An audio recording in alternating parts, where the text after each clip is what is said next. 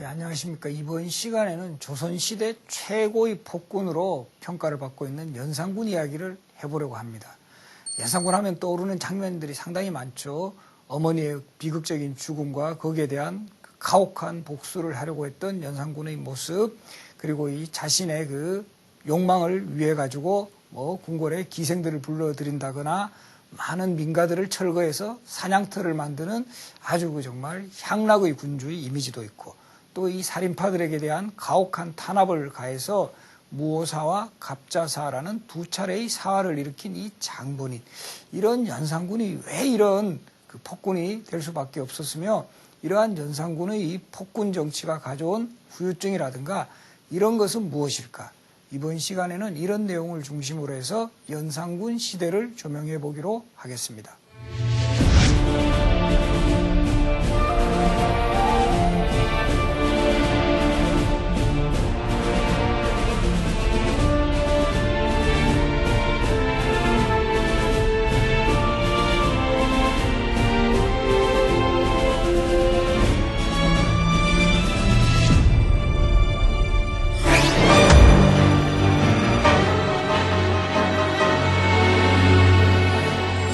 연산군은 1476년 성종과 제원왕후 윤씨, 우리 흔히 패비 윤씨로 잘 알고 있죠. 바로 그 사이에서 출생을 했습니다. 사실 성종에게는 왕자녀들이 상당히 많았어요. 그래서 이 왕비와 후궁을 합하면 12명의 왕비가 있었고, 그 중에 한 30명의 자녀가 있었는데 연산군이 왕이 되었으니까 사실 경쟁률로 보면 엄청난 경쟁률을 뚫고 왕위에 오른 인물이기도 합니다. 그런 연산군에게 폭군이라는 이런 정말 그 멍해가 더 씌워진 데는 이 연산군 시대의 그 시대상하고도 밀접한 관련이 있습니다. 물론 연산군 스스로도 상당히 좀 인격적으로 보더라도 좀 품성 같은 게 좀 포악하고 모질고 좀 복수심 같은 거 이런 것이 상당히 많았다라는 게 이 실록이라든가 이 야사의 기록에도 전합니다. 대표적인 기록을 보면은 이 성종이 기르던 그 사슴이 있었는데, 연산군이 어린 시절 이 사슴을 아주 이제 괴롭히고 발로 툭툭 차서 이 아버지 성종이 넌 왜 그렇게 그 동물을 학대하느냐 하면서 많이 꾸짖었다고 합니다. 그러니까 거기에 대해서도 상당히 이제 복수심을 가지고 결국은 자신이 왕이 되었을 때 바로 이 사슴을 바로 쏘아서 죽였습니다. 그리고 또 이런 일화도 있는데요. 연산군 시절에 이제 세자 시절이죠. 이 연산군의 스승이 있었어요. 허침이라는 사람하고 조지서라는 사람이 있었는데, 특히 이 조지서라는 스승은 되게 깐깐했던 모양이에요. 그래서 아주 그 연산군이 세자 시절에 엄격한 교육을 강조하고 이러니까 이 조지서에 대해서 아주 또 반감을 가져요. 그래서 조지서는 아주 소인배다 하면서 요즘으로 치면 그 어린 학생들이 이렇게 낙서 같은 거 해가지고 그 자기 스승을 좀 이렇게 비판하는 그런 모습을 상당히 보이거든요. 그리고 결국에는 자신이 왕이 되어가지고는 결국 조지서를 처형시키는 이런 어떤 그 기질, 이런 모습을 보면 연산군은 상당히 이제 좀 성격적으로도 문제가 있었구나, 이런 것들을 보여주고 있어요. 제가 봤을 때도 분명히 그 연산군은 성격에도 일부 문제가 있었고, 또 한편으로 보면 연산군은 결국은 역사에서 보면 패배한 왕이거든요. 반정에 의해서 쫓겨난 왕이었기 때문에 이런 연산군에 대한 평가를 할 때는 바로 이 연산군이 아주 부정적인 면이라든가 이런 건 아주 철저하고 자세하게 기록으로 남겼고, 상대적으로 좋은 점이라든가 긍정적인 면은 많이 사라졌을 가능성도 많아요. 그래서 우리가 이런 역사 인물을 평을 하거나 기록을 할 때도 아마도 세종대왕 같은 분은 가능하면 약점 같은 거 실록 기록을 봐도 그렇습니다. 거의 없거든요. 물론 그분이 그랬던 점도 분명하지만 후대 어떤 기록이나 평가에서도 아주 이 높은 업적을 남기고 이런 많은 사람들의 존경을 받는 사람들은 가능하면 그런 기록들은 사라질 가능성이 많다라는 거죠. 반대로 연산군은 그런 기록들로만 어떻게 보면 더 모아지고 더 과장되고 확대되기 때문에 전형적인 폭군의 이미지가 더 강화되었다, 이렇게도 볼 수가 있습니다. 그래서 우리가 보면 연산군도 처음에 왕위에 오르자마자 나는 폭군이다 이렇게는 안 하는 거죠. 당연히 그 조선의 왕으로서 왕은 백성을 위하는 그런 군주다라는 점 당연히 공부에서도 배웠고 그렇게 해야 된다고 믿었습니다. 분명히. 그래서 왕위에 오른 이후에도 뭐 전국에 암행어사를 파견을 한다거나 또 이 세종대부터 그 정착화된 사가독서 제도를 계속 유지해 나간다라든가 또는 이제 국조보감이라는 책이 있습니다. 이 조선시대 역대 왕의 그 왕들이 귀감으로 삼아야 할 이런 내용들을 모은 책인데 이런 책을 편찬한다든가 이런 그 조처를 통해서 나름대로의 어떤 본인 또 뭐 처음부터 폭군되고 싶은 사람 누가 있습니까? 성군이 되려고 노력을 분명히 합니다. 그러나 어떤 시대상이라든가 또 이 연산군에게는 치명적인 어떤 그 뭐라 그럽니까? 이 상처 같은 거 이게 있죠. 그건 뭐죠? 바로 어머니의 비극적인 죽음이었습니다. 그래서 이 연산군 시대를 이해함에 있어서는 이 어머니, 즉 패비윤씨의 죽음과 또 이 역사적으로 이제 훈구파 시대가 종말을 고하고 살인파 시대로 서서히 성장하는 과정에서 살인파와 훈구파의 치열한 정치적, 사상적 대립이 전개된 사화라는 시대, 이것을 빼놓고는 연산군 시대를 이해를 할 수가 없습니다. 그리고 연산군의 독재 정치 마찬가지로 이러한 시대적인 상황, 그리고 이 개인적인 상처, 뭐 트라우마라고도 할 수 있겠죠. 이것을 어느 정도 파악해야만이 연산군을 제대로 볼 수가 있다. 이렇게 말씀을 드릴 수가 있습니다.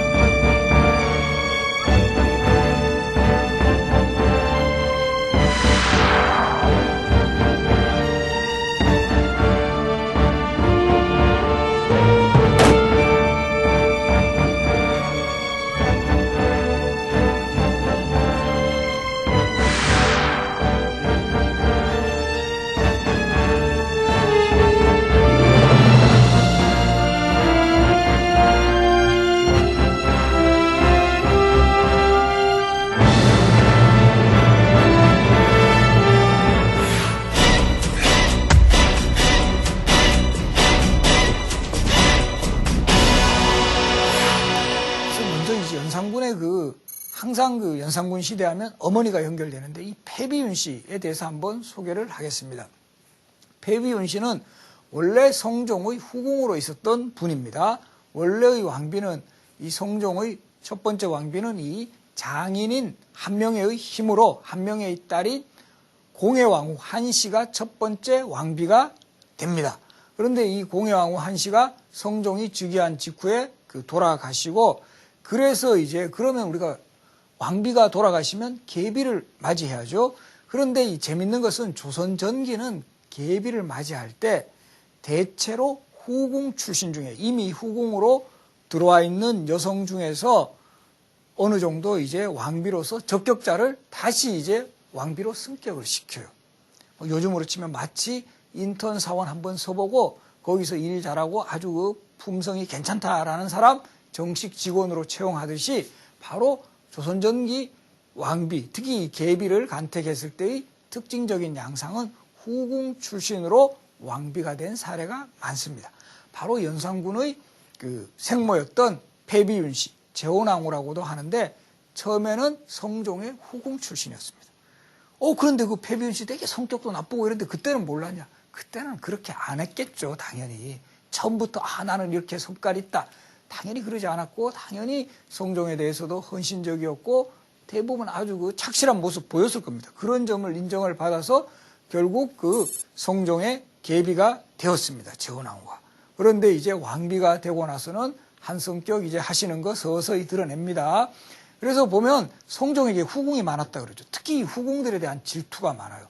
성종이 결국은 이 재혼왕후가 자신의 왕비가 되었지만 이거는 결국 왕실에서 결정한 사항이었기 때문에 본인은 그렇게 마음에 들어 하셨던 것 같지가 않아요. 그래서 뭐 후궁인 엄소영이라든가 정소영 같은 그런 후궁들을 가까이 하고 이러니까 이 윤씨가 여기에 대해서 상당히 이제 적극적으로 이제 반발을 하고 심지어는 이 후궁들을 쫓기 위해 가지고 상당한 행동들을 벌여나갑니다. 대표적으로는 이 비상을 거의 상시 이제 소지하면서 이 후궁들을 죽이려고도 하고, 후궁들에 대해서도 아주 나쁜 말들도 많이 하고, 이러니까 성종하고의 갈등 관계가 매우 심해집니다. 이런 과정 속에서 결국 또 크게 한 사건 하시죠. 바로 이 성종의 왕비이자 연산군의 생모였던 패비윤씨께서 성종의 용안, 얼굴에 이 손톱 자국까지 내게 하는 이런 상처를 입힙니다.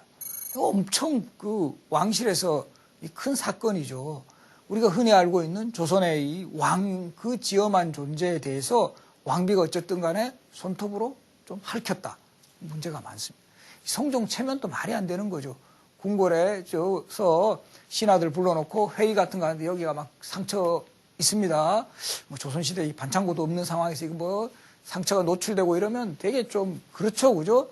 그런 데 대해서 또 누가 제일 분노를 하느냐 하면 성종의 어머니였던 소혜왕 환씨. 이때는 왕대비였기 때문에 인수대비라고 합니다. 인수대비 입장에서 보면 이 며느리가 자신의 아들에게 대해서 저렇게 하는 행위, 심지어 요즘 표현을 하면 부탁까지 하는 이런 행위를 도저히 묵과할 수가 없다라는 거죠. 그래서 결국은 인수대비라든가 이런 사람들의 영향력으로 인해서 윤씨를 궁궐에서 쫓을 것을 결정을 내립니다. 소위 폐비를 시켜버립니다. 그리고 또 이때 묘한 게요. 이때 소혜왕후 한씨, 즉 인수대비는 내훈이라는 책을 써가지고 조선 왕실의 여성들을 비롯해서 모든 여성들에게 여성으로서 지켜야 할 규범 같은 것을 상당히 강조를 해요. 우리가 이제 조선이란 나라가 성리학 이념에 입각해서 건국된 나라인 만큼 남자와 여자의 구별은 엄격해야 된다. 그래서 여자로서의 지켜야 할 일을 기록한 이런 내훈이라는 책을 간행하면서까지 여성들이요 정말 남자들에게 어떤 면에서는 복종을 하라 이런 캠페인을 벌이는 판에 며느리는 아들인 왕을 정말 손톱 자국으로 핥히기까지 합니다. 이게 큰 문제죠. 그래서 결국은 윤씨를 배출을 시킵니다. 이것은 보면 단순하게 개인적인 윤씨의 캐릭터라는 측면도 있지만 조선이라는 나라가 점차적으로 성리학적 질서를 바로잡아 나가는 그런 시점에 있어서 정말 이런 폐륜적인 왕비의 존재는 국가의 채통에 너무나 걸림돌이 된다라고 해가 배출을 결정을 하는 것입니다. 그리고 배출된 지 3년 뒤인 1482년에 마침내 패비윤씨는 사약을 받습니다. 계속해서 폐위가 된 이후에도 반성하는 빛이 없다는 것을 이유로 해서 결국 윤씨에게 사약을 내리면서 이 패비윤씨의 죽음은 이후의 연산군 시대에 아주 중요한 변수로 자리를 잡습니다. 연산군은 1476년생이고 어머니가 폐위될 때는 4살, 그리고 어머니가 사약을 받을 때는 7살이어서 거의 어린 시절이어서 그 내용을 정확히 잘 몰랐어요. 그리고 그 이듬해인 1483년, 즉 어머니가 돌아가신 이듬해인 1483년 왕세자로 성종의 후계자로 공식적으로 책봉이 됩니다. 성종의 입장에서도 패비윤씨의 아들이라는 이 존재가 분명히 마음에 걸렸겠지만 그래도 왕실의 적장자였고 연산군을 대신할 만큼의 그런 이 왕자도 없었기 때문에 연산군을 왕세자로 책봉을 합니다. 그리고 그 대신에 이 성종도 패비윤씨의 죽음에 얽힌 이야기는 절대로 항구할 것을 명을 내립니다. 그래서 연산군은 자라면서 별로 이제 어머니에 대한 생각이 없었죠. 거기에다가 패비윤씨를 대신해서 계비로 들어온 성종의 두 번째 계비 정현왕후 윤씨에게 법적으로는 연산군이 입적이 되기 때문에 오히려 정현왕후 윤씨를 어머니로 알고 자라는 그런 상황 속에서 표면적으로는 패비윤씨의 죽음은 묻혀있는 듯이 보였습니다. 그러다가 그 패비윤씨의 어떻게 보면 망령이라 할까요? 이것이 되살아나오는 게 1504년에 일어나는 갑자사화입니다.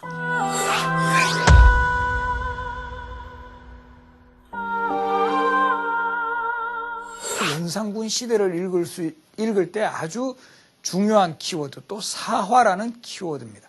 사화는 살인파들이 화를 입었다라는 뜻인데 조선의 그 15세기까지 건국 이후에 계속해서 기득권을 확보한 세력, 공운이 있는 구세력이라고 해서 훈구파라고 합니다. 이런 훈구파의 계속적인 이 권력 확보, 뭐 요즘 표현을 하면 보수 기득권 세력이 계속적으로 한 거의 뭐 100여 년 가까이 특권을 유지하는 이런 상황에서 점차적으로 15세기 조선의 건국 이후 조선 건국에 반대하는 이런 세력들부터 그 뿌리가 형성돼서 특히 세조의 불법적인 왕위 찬탈을 계기로 해서 지방에 낙향하고 은거한 지식인들이 대거 형성됩니다. 이런 세력들을 우리가 사림이라 그래요. 선비의 숲이다라는 뜻으로 사림이라 그러고 이런 사람들이 하나의 정치 세력을 형성했을 때 사림파라고 합니다. 그래서 이 사림파는 계속 지방에서 학문 활동을 통해서 그들의 어떤 이 정치적, 학문적 영향력을 점차 강화하는 그런 세력으로서 중앙 정계에서는 큰 영향력을 미치지 못했어요. 그러다가 성종이 왕위에 오르면서 기존의 기득권 세력인 훈구파로만 정치를 운영할 수 없다. 좀 더 젊고 참신한 세력을 수혈을 해야 되겠다라는 판단에서 성종 때부터 본격적으로 살인파들을 중앙정계에 진출을 시켜요. 이때 가장 핵심에 섰던 인물이 영남 살인파의 중심 인물인 김종직이라는 인물이었고 김종직은 그의 제자들까지도 대거 정계에 끌어들이면서 주로 살인파들은 홍문관이라든가 사헌부, 사관원 이런 기관을 언론 3사라 그래요. 이런 그 언관에 포진을 해서 훈구파의 어떤 부정이라든가 비리 같은 것을 견제하는 그런 역할로 점차 입지를 다지고 있었습니다. 그런데 성종은 아주 나름대로 이전 살인파와 훈구파들을 적절하게 조화를 시키고 그들의 어떤 적재적소에 맞는 이런 정치 운영을 했기 때문에 별다른 마찰이 없었습니다. 그러다가 바로 연산군이 즉위하면서 이 살인파와 훈구파의 어떤 견제와 균형의 구도가 깨어지면서 이제 서로 정치적인 보복을 단행하고 결과적으로는 많은 선비들의 희생을 야기시키는 사화로까지 발전을 합니다. 그럼 이 사화의 원인에 연산군이 어떤 원인을 제공을 해줬을까요? 바로 이 연산군이라는 왕은 왕 즉위 후에도 다른 왕과는 달리 상당히 이제 독재적인 성향이 강했습니다. 정말 왕이 모든 것을 다 총괄해야 되고 조선의 이라는 나라에서 땅 한 평, 풀 한 포기 이게 다 왕의 것이다라는 이런 생각을 상당히 가지고 있었거든요. 그러니까 왕권이 강화하려는 이런 나라를 만들려고 했죠. 조선이라는 나라를. 그런 상황에서 살인파라는 세력들은 상당히 성리학의 이념이라든가 원칙에 충실해서 가능하면 왕이 가지고 있는 특권이라든가 기존의 보수 세력이 가지고 있는 특권들을 견제하려는 이런 성향이 상당히 강해요. 그러니까 이 연산군의 어떤 정치 철학이라든가 정치 활동하고 이 살인파의 정치 노선이 상당히 어긋나는 이런 점이 상당히 많았습니다. 이런 긴장이 유지되는 상황에서 이 두 세력이 결국 충돌하는 사건이 발생을 해요. 특히 기존의 기득권 세력인 훈구파 세력들은 왕을 등에 업고 이 철저하게 이제 살인파들을 견제하려는 속성이 강해요. 새롭게 이제 정치 신인들로서 성장을 해가지고 기존의 기득권에 대해서 사사건건 간섭하는 이런 살인파들이 좋을 리가 없는 거죠. 그래서 결과적으로 1498년에 첫 번째 사화인 무오사화가 일어납니다.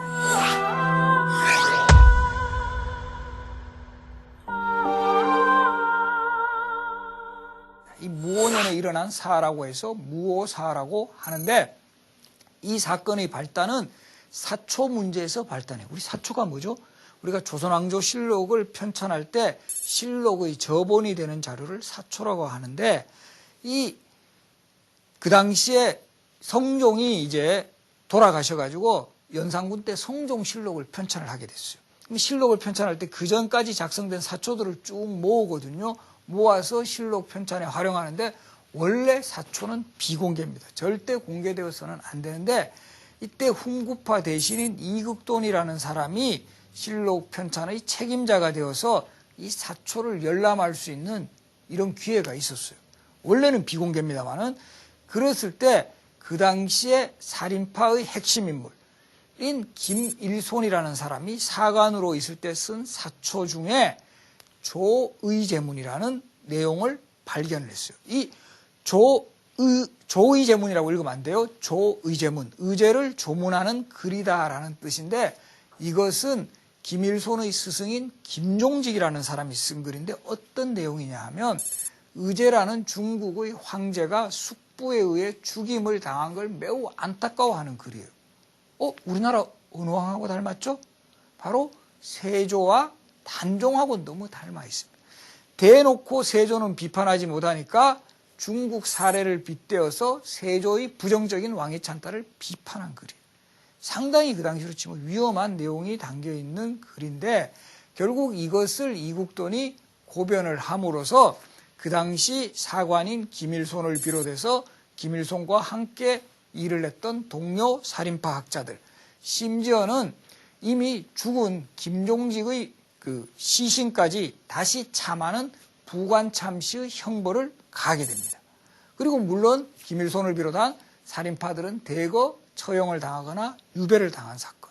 이 사건을 무오사라고 하는데 결과적으로 보면 사초 문제에서 발단이 일어난 사건이지만 결과적으로는 이제 연산군 때 새롭게 이제 중앙정계에 진출한 살인파 세력들이 기존의 훈구파 세력들의 기득권에 대해서 반발하고 또 더 넓게 보면 그 왕들, 특히 세조의 어떤 왕위 찬탈에 대해서도 부정적인 입장을 표함으로써 조선이라는 나라가 이념적으로 바로 서야 된다는 것을 강조한 그런 내용이죠.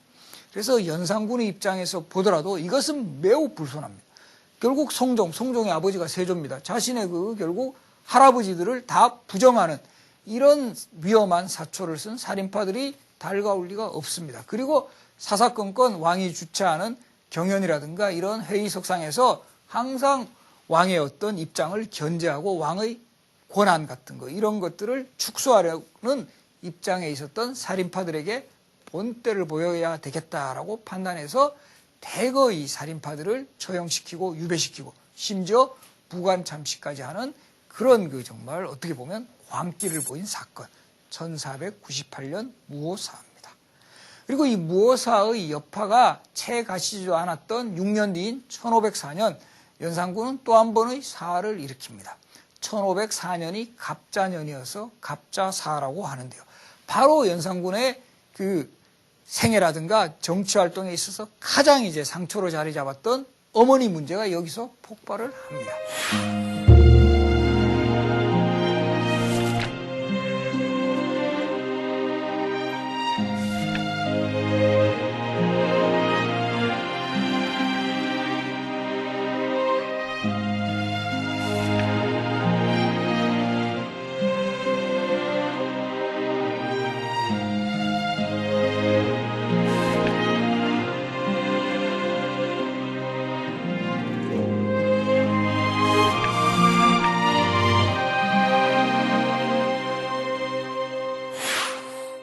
1504년에 갑자사를 주동한 인물은 임사홍이라는 인물인데 연산군의 아주 측근 세력이에요.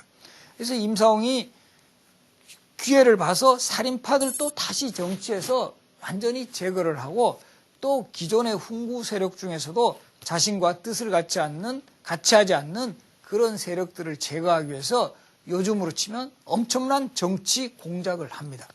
거기서 중요 단서가 되었던 게 바로 어머니의 죽음에 얽힌 사건이에요. 그래서 계속 임사홍은 연산군하고 교분을 유지하면서 이 연산군의 일의 망 같은 것을 계속 이제 읽고 있었죠. 그런 상황에서 연산군이 어머니의 죽음에 대해서도 상당히 좀 알고 싶어하고 관심이 있다는 것을 파악하고 어느 날 이 연산군에게 어머니의 죽음에 대한 이야기들을 다 제공을 해버립니다. 어머니의 죽음에 대해서 알고 계십니까? 이 임사홍의 한마디가 조선의 전국을 다시 폭풍전야로 몰아갑니다. 연산군이 이렇게 대답해서 나 잘 모르겠는데 저는 많이 알고 있습니다. 이런 식으로 대답을 했으면 당연히 이게 알고 싶어 하는 거죠. 그거 도대체 그 사건은 어떻게 됐느냐. 이때 임사홍이 치밀하게 준비해온 내용들을 다 이제 보고를 하는 겁니다. 뭐 가장 그때는 뭐 반대로 이야기했겠죠. 어머니는 정말 성품도 좋으시고 참 괜찮으신 부인이었는데 뭐 많은 신하들이 모함을 해가지고 결국 어머니가 폐위까지 되었고 마침내 사약을 받았습니다. 이렇게 해서 연산군을 자극을 하는 거죠. 안 그래도 한 성격 하시는 연산군 어떻게 되겠습니까? 다 잡아와. 그 놈들이 누구야? 이렇게 됐겠죠. 그래서 임사홍은 이미 임사홍 리스트를 다 가지고 있었어요. 그 당시 폐비 정청이라 그래가지고 어머니를 폐위시키는데 참여했던 사람들이 명단을 쫙 들이대니까 이놈들 다 그냥 잡아서 들어오게 하라 해서 일부 인사들은 유배 보내고 일부 인사들은 처형을 시키면서 어머니의 죽음에 대해서 엄청난 보복을 한 그 사건을 우리가 갑자사화. 사화는 아까도 말씀드렸죠. 살인파가 화를 입었는데 이거 왜 또 사화라고 하느냐. 이것은 이때 그 어머니 죽음에 얽힌 이 여파로 인해서 이 임사홍이 기획한 사건으로 말미암아 훈구파 대신들도 많이 희생을 당했지만 살인파 학자들도 이때 임사홍의 입장에서 보면 자신의 어떤 정치적 기득권에 대해서 도전하고 저항하는 세력인 살인파들을 대거 끼워넣은 거죠. 그래서 이 중에 뭐 우리가 잘 알고 있는 그 균경필이라든가 정여창, 최부와 같은 살인파의 핵심 인물들이 대거 그 처형을 당했던 그런 사건으로 기억이 되고 있습니다. 1504년에 갑자사, 어머니 배비윤 씨의 죽음에 얽힌 사건이 결국 다시 이제 거론되면서 어떻게 보면 판도라의 상자를 또 열어버린 거죠. 그렇게 성종이 돌아가시면서 이 일은 절대 거론해서는 안 된다. 향후에 100년 이상은 이 일을 거론하지 말라라고 했지만 이 성종이 돌아가신 지 불과 10년 만에 이 사건은 폭발이 되었던 것입니다.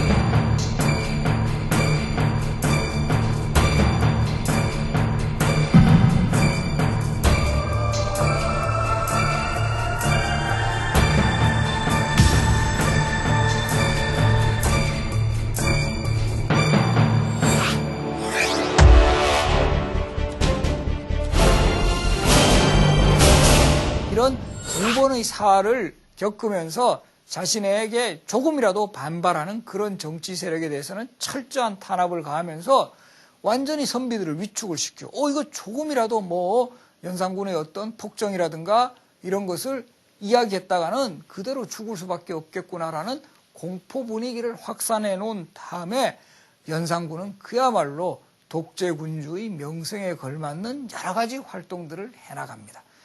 대표적으로 아예 관리들에게는 신원패라 그래가지고 말을 상가하라는 패를 이걸 착용을 하게 해요. 거기에는 어떤 글귀가 써있냐 하면은 입은 화의 문이다.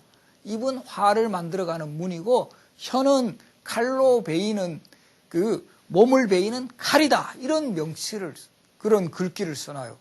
정말 겁나는 거죠. 섬뜩한 거죠. 너 입 잘못 말하고 혀를 잘못 굴리면 너는 그냥 칼로 죽인다. 이런 거를 관리들이 차게 하니까 뭐 아무리 연산군 잘못된 행위라든가 이런 걸 봐도 도무지 그 이야기를 거론할 수 있는 분위기가 안 돼요. 그리고 이제 그 연산군은 또 사냥을 되게 좋아했다 그러죠. 그래서 궁궐 주변에 민가들을 상당히 철거를 해버립니다. 그래서 뭐 재건축해주고 뭐 재개발하려고 그런 게 아니라 그걸로 하면 사냥터가 확보가 되는 거죠. 그런 식으로 해서 자신의 사냥터를 확보를 해나간다라든가 또 연산군 시대하면 기억나는 것 중에 하나가 이 기생 이야기죠. 이 기생 중에서 뭐 장록수와 같이 이 후궁이 된 여성도 있었고 그만큼 연산군이 궁중의 그 향락 생활에 빠져 있었다라는 걸 보여주는 대표적인 사례인데 아예 채옹사라고 해서 기생들을 뽑는 그런 관리들까지 이제 구성을 했고요. 그렇게 해서 발탁된 기생들의 명칭이 운평, 가흥청, 흥청 이런 기생들이었어요. 그래서 이렇게 선발된 기생들은 뭐 지금의 그 경복궁에 있는 경회루 주변에서 뭐 요즘으로 치면 파티, 연회, 잔치 같은 것을 자주 베풀었고 그런 그 모습들이 당시의 신하들의 입장에서도 매우 불만스러웠지만 그거를 마음대로 이렇게 그 비판하고 간언을 하지를 못해요. 그리고 그런 소문들이 일반 백성들에게까지 다 전해집니다. 요즘처럼 뭐 인터넷도 없고 뭐 스마트폰도 없지만 다 그런 소문들이 궁녀들로 인해 가지고 또 인근에 있는 백성들로 인해 가지고 다 전파가 됩니다. 그러면서 야, 이 왕이 맨날 기생 끼고 놀고 저러니까 우리 저 나라 안 망하겠냐 이런 자탄들이 많이 이어진다라는 거죠. 그렇게 해서 나온 말이 흥청망청이라는 말입니다.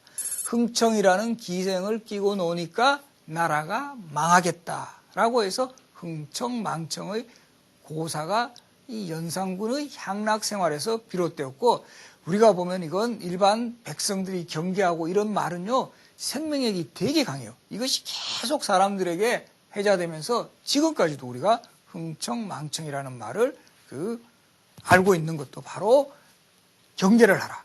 그래서 우리가 이런 역사적인 용어도 그 의미와 뜻을 정확히 알고 있으면 훨씬 더 우리의 어떤 현재의 삶을 진단하는 데 상당히 도움이 된다는 것을 이제 다시 한번 강조를 합니다. 그리고 연산군은 한글까지도 탄압을 해요. 이 보면 주로 이제 관리들이나 이런 사람들은 뭘 대놓고 비판을 못 하는데 또 일반 백성들은 뭐 요즘으로 치면 벽보에 막 이렇게 글씨 쓰는 거 있죠. 벽서라고 하는데 벽서 같은 데서 글씨를 쓰면서 이 연산군의 어떤 실정이라든가 이 향락생활 같은 것을 비판하니까 연산군의 입장에서 이 한글이 마음에 들지 않는 거예요. 일반 백성들은 한글을 쓰거든요. 그래서 한글 탄압을 하는 겁니다. 그래서 이 연산군의 한글 탄압은 자신의 어떤 이 부정적인 정치행위에 대한 도전으로 인식했기 때문에 그렇다라는 거죠. 그래서 보면 이렇게 정말 이 연산군의 향락 독재 생활이 절정에 이르러가고 또 이 두 차례의 사활을 일으키면서 많은 선비들을 희생시킨 이런 상황에 대해서 그럼 과연 거기에 대해서 저항하는 사람들이 없었느냐. 사실 공식적으로 여기에 가장 강력한 저항을 했던 인물은 내시 김처선이라는 인물이에요. 김처선. 그래서 이 내시 김처선이라는 인물은 이미 연산군뿐만 아니라 그 이전 왕인 성종, 예종, 세조 때부터 계속적으로 내관 생활을 해서 그 당시로 치면 최고의 풍계인 상선 내시에까지 오른 그런 인물입니다.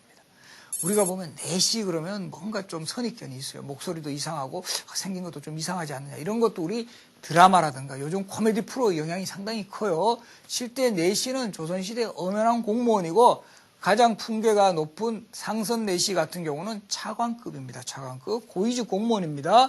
그런 그 상선 내시 출신인 김처선이라는 사람이 도저히 연산군의 이런 그 행위를 보고만 있을 수 없다 해가지고 내가 이제 왕에게 직언을 해야 되겠다라고 해서 났습니다. 기록에 보면 자신의 가족들, 내시 가족들이 있어요. 양자 들여가지고 다 가족이 있습니다. 그런 가족들에게도 내가 오늘 이 궁궐에 가면 다시는 돌아오지 못할 것이다 라고 하면서 죽음을 각오하면서 연산군을 만나요. 그러면서 전하, 제발 이렇게 정치하지 마십시오. 백성들을 생각하고 나라를 생각하십시오. 이런 취지로 연산군에게 간언을 했다가 거기서 연산군을 더욱 자극하게 합니다. 너같이 일개요. 내시가 나한테 무슨 그런 잔소리냐. 이런 식으로 하다가 계속 그 뜻을 굽히지 않는 김처선을 향해서 연산군이 직접 활을 쏟다 그러죠. 그래서 정말 많은 화살을 맞고 김처선이 죽임을 당합니다. 그래서 이런 그 꼿꼿한 그런 내시도 있었다라는 사실도 상당히 중요합니다. 그리고 또 보면요, 이 연산군이 참 대단했던 게 이렇게 김처선을 죽이고 나서는 그 분노가 아직까지도 그 식지 않았는지 아예 조정의 공문서라든가 이런 데는 김처선 나는 제 첫자도 보기 싫다 해가지고 첫자를 쓰지 말도록 해요. 공문서에. 그래서 권벌이라는 사람은 과거 시험 답안지에다가 첫자 썼다가 떨어집니다. 이거 왜 너 이거 공식적으로 쓰지 말라는 글자 썼냐 이거 떨어지기도 하고 심지어 우리 여러분들 그 24절기 중에 처서라고 있죠. 처서. 여름이 들어오는 길목 처서. 이거를 처서를 고쳐가지고 조서라고 쓰기도 해요. 이런 식으로 정말 뭐 자기가 분하면 그거를 그냥 이 국가의 어떤 공식 문서에까지 그런 그 이름을 없애게 하는 정말 대단한 군주입니다. 뭐 우리도 참 우리 역사에서도 이런 군주 참 결국 역사긴 하지만 참 갖기 힘듭니다. 그런 캐릭터인데